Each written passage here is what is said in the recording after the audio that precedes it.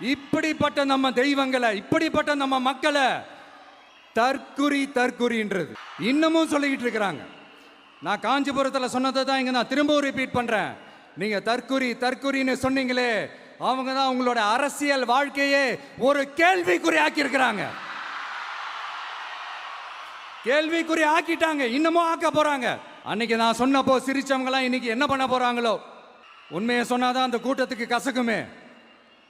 உண்மையிலே நீங்க மக்கள் மனசை புரிஞ்சு வச்சிருந்தீங்கன்னா நீங்க இப்படி மக்களை தப்பாவே பேசியிருக்க மாட்டீங்க. அது என்ன, அப்புறம் அரசியல் புரிதல் இல்லாம மக்கள் நமக்கு ஓட்டு போட்டுட்டாங்களாம். இந்த கவர்ச்சியில மயங்கி மக்கள் நமக்கு ஓட்டு போட்டுட்டாங்களா. நான் என்ன, சரி விடுங்க.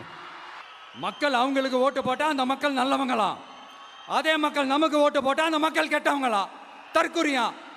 இதே மக்கள் தான் இத்தனை வருஷமா அவங்களுக்கு ஓட்டு போட்டுட்டு இருந்தாங்க. உங்களுக்கு மட்டும் என்ன, வேற ஏதாவது பிளானட்ல இருந்து குதிச்சு ஓட்டு போட்டு போனாங்களா? தற்குறியாமா, தற்குறி நல்லா வருது, வேணான்னு பாக்குறேன்.